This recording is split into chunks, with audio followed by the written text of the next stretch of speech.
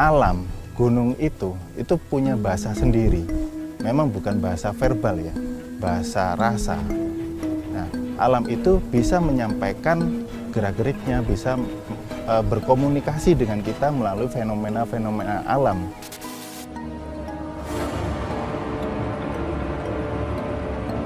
Dalam memantau aktivitas Gunung Semeru, tak jarang di saat-saat tertentu Cak Basman melihat fenomena alam aneh seperti kilatan cahaya yang keluar masuk dari balik gunung, gumpalan awan berulang, dan kepulan asap menyerupai bentuk makhluk mitologi.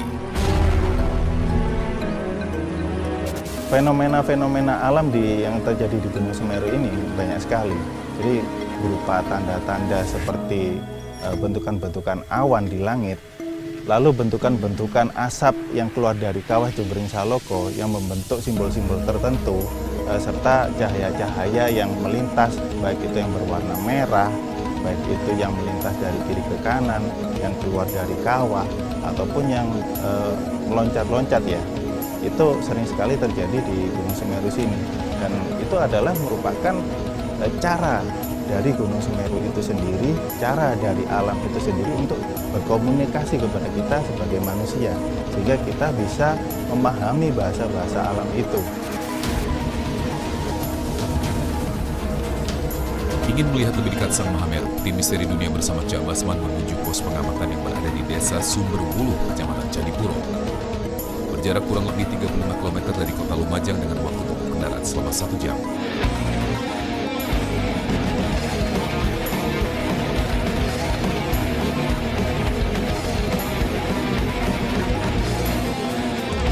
Sementara jarak puncak Gunung Semeru ke pos pantau pengamatan diperkirakan sekitar 17,9 km.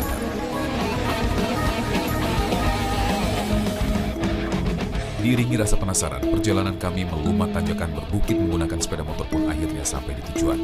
Puncak Semeru semakin jelas terlihat dari ketinggian 800 meter di atas permukaan laut.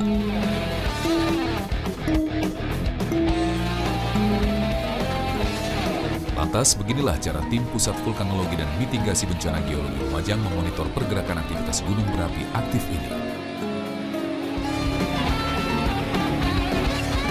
Sebenarnya kita kan bekerja itu berdasarkan metode ya.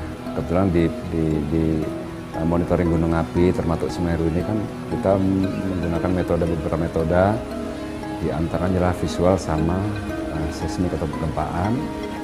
Dimana kalau visual itu kita berarti mengamati langsung bagaimana sih perubahan gunung itu sendiri. Kemudian ada metode yang seismik, di mana seismik itu berarti berdasarkan hasil seismograf yang sudah pasang ya, artinya dalam setiap 24 jam itu memang selalu seperti apa. Kemudian selain itu juga ada sistem pemantauan deformasi.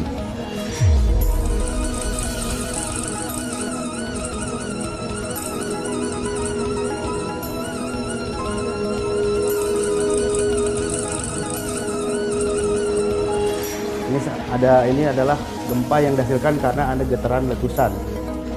Nah, tapi kalau yang sedang terjadi ini adalah kita sebut noise. Jadi ini getaran yang menggetarkan alat tapi bukan dari aktivitas gunung.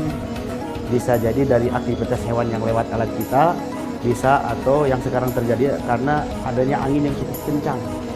Nah, angin kencang menggerakkan pohon, pohonnya menggerakkan karena ada akar ya. Akarnya bisa menggerakkan alat, terekamlah getaran seperti ini.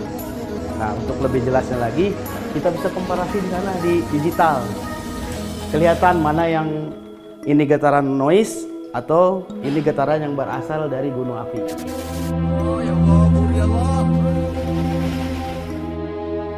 Jadi setiap gunung api kan mempunyai karakteristik masing-masing ya. Tidak semua gunung api itu mempunyai sifat atau karakteristik yang sama. Contoh Semeru. Semeru itu identik dengan awan panas gugurannya, jadi tidak ada letusan besar gitu atau erupsi yang magmatik ya yang besar. Jadi sebenarnya identik Semeru itu dengan, karena Semeru itu mempunyai kubah lava, maka potensi ancamannya yang paling tinggi adalah awan panas guguran. Itu tergantung pada jumlah volume kubah lava yang ada di kawah. Tetapi Semeru juga mempunyai sifat letusan, seperti yang kita lihat kalau dalam 10-20 menit sekali ada letusan itu, memang karakternya juga Semeru juga meletus sebenarnya. Tetapi letusan Semeru itu tidak serta-merta membawa material yang seperti letusan besar. Jadi Jadi jatuhnya juga di sekitar kawah juga ya. Pusat Vulkanologi dan Mitigasi Bencana Geologi Lumajang dalam memantau Gunung Semeru pun tidak bekerja sendiri. PVMBG juga melibatkan stakeholder dan para relawan pemantau mandiri di sekitaran Semeru. Sinergitas dijalin agar informasi cepat diterima ke masyarakat jika terpantau ada pergerakan Semeru yang membahayakan hingga terjadi bencana.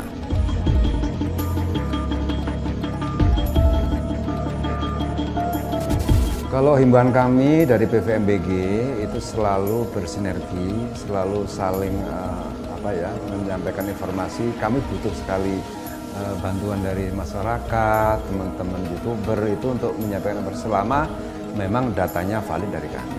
Jadi kita saling berkolaborasi. Kenapa? Karena masyarakat sekarang kan sudah pandai lihat media ya. Bisa tahu mana itu yang bohongan, bisa itu mana yang data yang asli. Untuk itu kami minta kepada teman-teman semuanya saling berkolaborasi supaya informasi Gunung Api Semeru itu bisa sampai ke masyarakat paling bawah atau masyarakat paling yang mungkin orang awam pun sekali itu harus bisa, oh Semeru sebenarnya seperti ini sekarang kondisinya. Ya. Usai mengunjungi pos PVMG, tim Misteri Dunia melanjutkan perjalanan menuju kaki Gunung Semeru. Jalan yang kami pilih adalah melewati jalur aliran lahar Gunung Semeru, Besuk Koboan.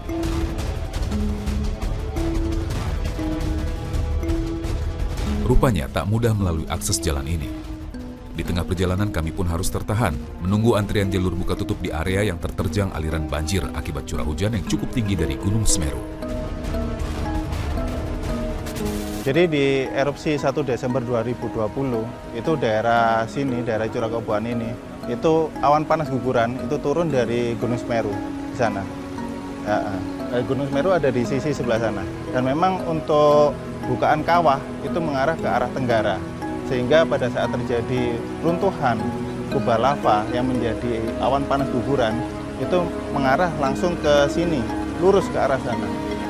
Jadi dari atas, misalkan awan panas guguran pada waktu itu turun dari puncak, itu langsung material-material awan panas gugurannya langsung lurus menuju ke sini, ke jalur Curah Koboan sini. Dan itu pun juga terjadi di erupsi 4 Desember 2021 dan yang terakhir di erupsi 4 Desember 2022.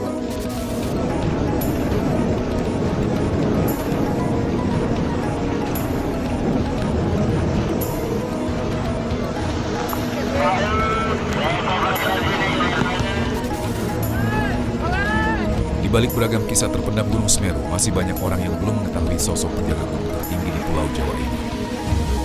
Secara eksklusif, tim Misteri Dunia akan menelisik sosok sang juru kunci Gunung Semeru. Sesaat lagi, tetap di Misteri Dunia.